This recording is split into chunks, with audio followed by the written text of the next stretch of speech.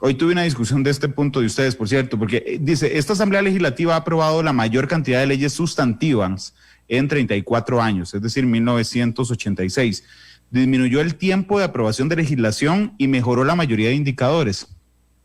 Y alguien me dijo, simplemente es porque son más rápidos. Yo dije, no, suave, porque es que si son más rápidos tiene que ver con el tiempo, pero cuando son sustantivas tiene que ver también con gestión. Así es que, por favor, ¿qué es sustantivo? Antes de que me conté los datos, Estefan. Sí, cuando analizamos de legislación sustantiva en el informe, básicamente distinguimos, digamos, en la jerga parlamentaria se dividen en dos grandes grupos las leyes. La legislación que afecta o tiene que tiene afectación directa con derechos de la población o competencias del Estado. Eso es una.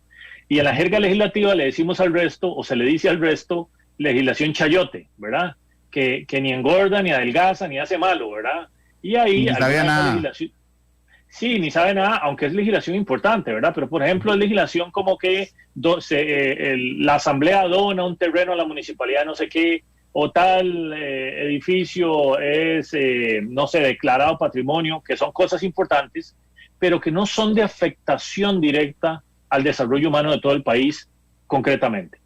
Entonces, cuando hablamos de legislación sustantiva, estamos hablando de esas leyes que cambian, digamos, en términos de desarrollo humano. Y dentro de esas, este año se aprobaron varias, algunas de ellas que tuvieron relación directamente con la pandemia y que además se aprobaron en tiempo récord, ¿verdad? Habíamos dicho hace unos años que la legislación promedio podría durar 2 años y medio en ser aprobada, o sea, 2 años y medio de discusión. Y si era legislación sustantiva, se puede llevar hasta 5 años. Bueno, hoy estamos hablando de que esa legislación en medio de la pandemia se aprobó mucho más rápido. Hay que reconocer que el Congreso, digamos, impulsó esa agenda prioritaria, y eso es muy bueno desde el punto de vista de la lectura del sistema político, que en un momento de crisis se alineó para resolver un tema que nos ha afectado a todos. Claro, a mí eso no lo tocaron en el informe, pero fue una reflexión que yo hice respecto a esto, que tiene que ver con el diálogo, justamente. Yo realmente, así como lo bien que nos parece como país, que el Poder Legislativo haya asumido el impulso de la agenda prioritaria en temas de pandemia, yo no entiendo por qué hoy está absolutamente fuera del foco de las decisiones del país cuando se van a tomar ahí. Pero bueno, ese es un tema para otro café largo en matices.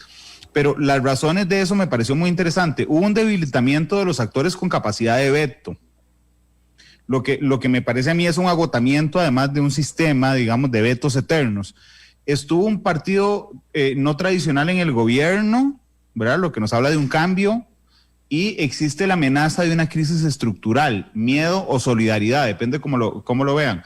Pero realmente me llama la atención cómo logran, partiendo de una hipótesis, llegar a esos 3 elementos tan concretos, Estefan. Sí, Randall, eso tiene que ver básicamente con, déjame usar una metáfora medio futbolera. Adelante. Ay, no, de ayer no. No voy a hablar Estefan de ayer. es herediano.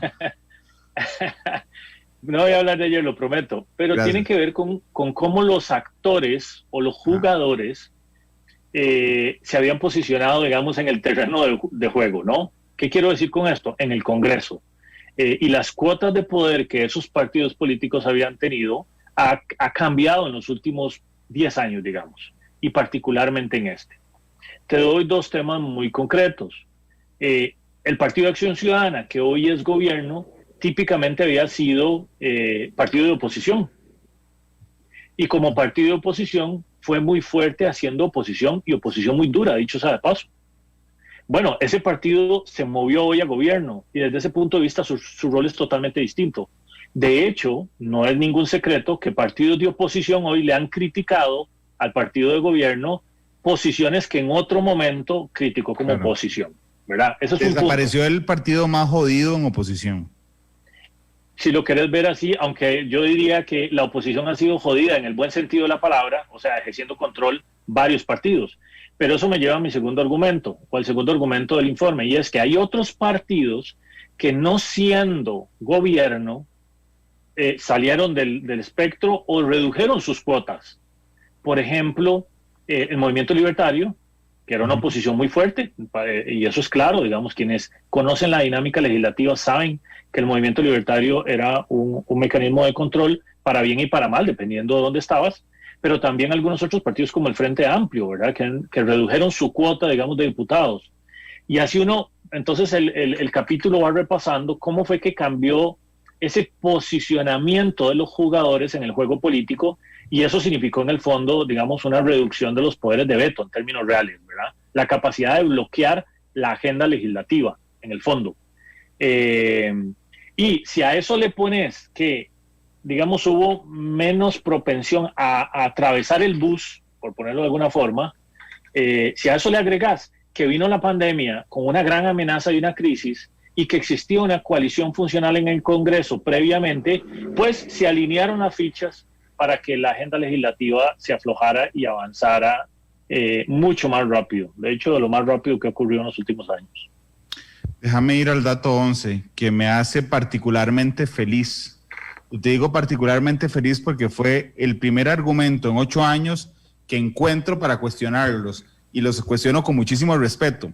Pero no entiendo de dónde sacaron esto. Yo hoy cuando lo leí, porque les confieso, lo leí en la mañana, el informe, dice: las políticas para atender esta crisis se han aprobado con apego a las reglas establecidas en la Constitución Política y han sido ejecutadas por medio de instituciones públicas con las potestades y competencias para hacerlo. ¿Okay? Normalmente cuando ustedes hacen una afirmación de este tipo, surge al revés, surge de los datos y hace una afirmación.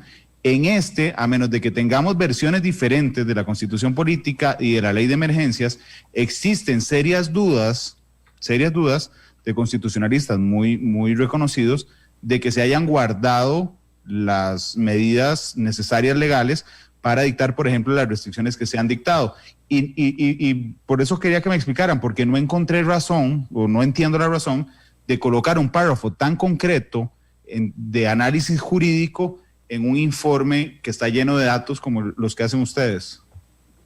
Sí, tal vez te cuento cómo se construyó el dato, y eso no significa, y déjame hacer esa aclaración, que todas las decisiones no estén sujetas a impugnación jurídica. De hecho, parte de que estén en apego a la Constitución Política es que cualquiera de esas decisiones puede ser impugnada jurídicamente.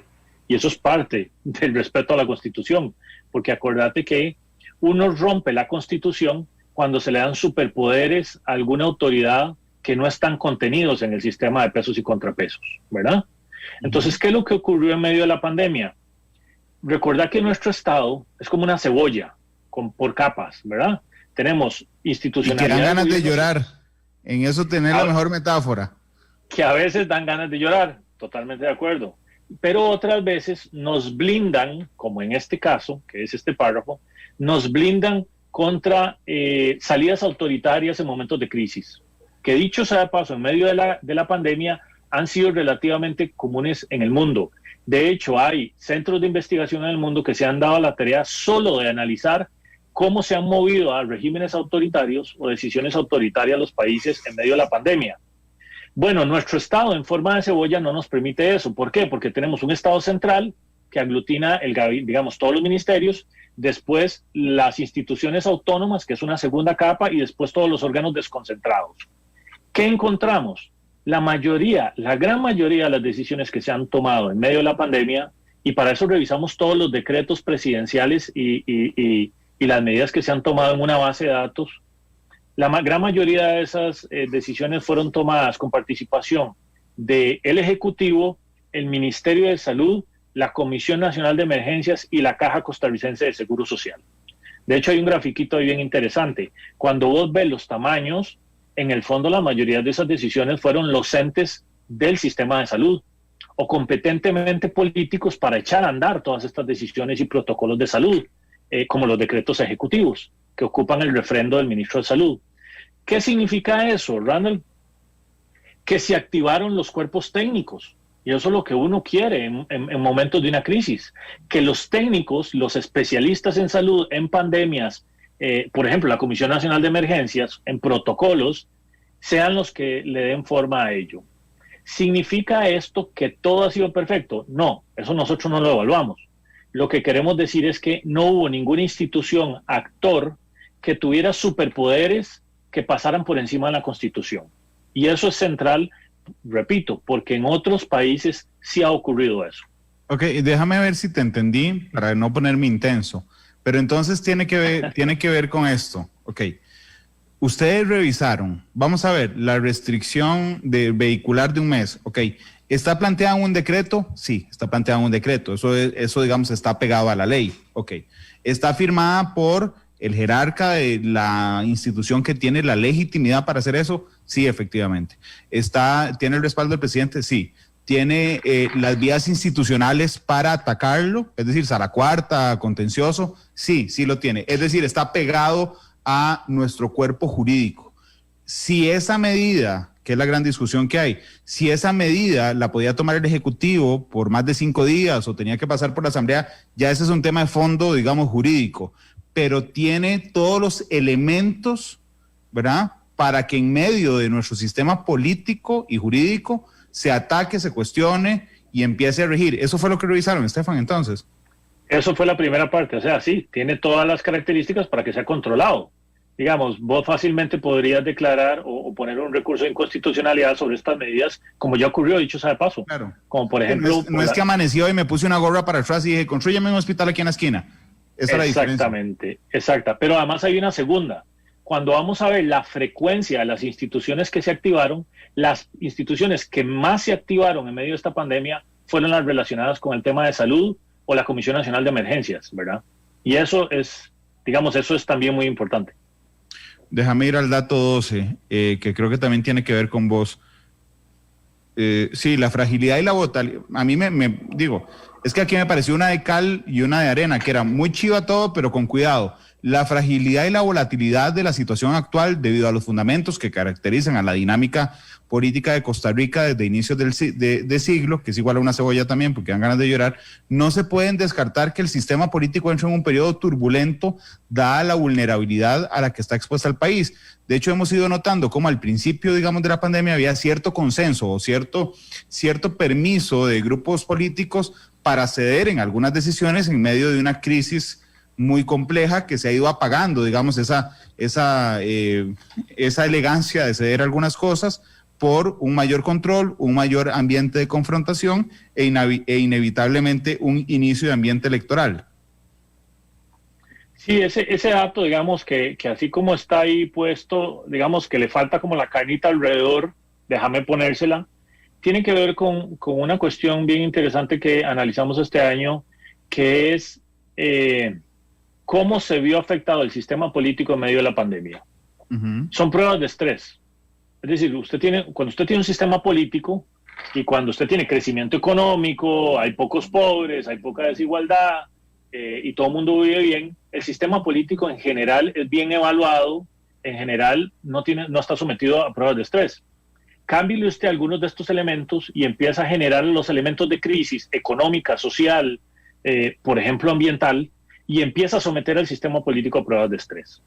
¿Qué es lo que ha estado ocurriendo en el mundo en medio de la pandemia? Algunos sistemas políticos no han aguantado esas pruebas de estrés y se han visto afectados, digamos, los fundamentos de la gente hacia la democracia. El contrato social, digamos. Bueno, contrato social, han habido protestas muy fuertes, que aquí también han ido aumentando, dicho sea de paso, pero hay gente que ha cuestionado la democracia como sistema en medio de la pandemia. En Costa Rica no. Lo que hicimos fue analizar y darle seguimiento a ver si en medio de la pandemia la gente decía, no, hay que darle superpoderes al presidente, por ejemplo, o hay que, no sé, hacer alguna otra cosa antisistema. Nada de eso. Lo que demostramos con este dato, que le falta un poco lo que está detrás, es que los sistemas de apoyo a la democracia se han mantenido altos durante la pandemia. Han bajado entre abril y agosto, sin duda alguna, pero siguen estando más altos que durante los últimos años. Y eso es bueno, porque el sistema político está siendo sometido a esta prueba de estrés en medio de la pandemia y la gente todavía no es antisistema. ¿Significa que estamos curados? Y eso es lo que dice ese dato que tenés ahí. No estamos curados. De hecho, la conflictividad está aumentando en los últimos meses, como también está aumentando en otros países. Ayer justamente leía que en Berlín, Alemania, que ha sido uno de los países que mejor ha contenido la pandemia, hubo fuertes protestas en contra de las restricciones que impuso el gobierno y que el gobierno dijo que se iban a mantener por 5 meses más. Sí. Entonces, En medio de este contexto turbulento mundial, el sistema político de Costa Rica ha aguantado las pruebas de estrés, pero no estamos vacunados, por ejemplo, con discursos populistas, sobre todo pensando que en los próximos meses inician las precampañas, ¿verdad?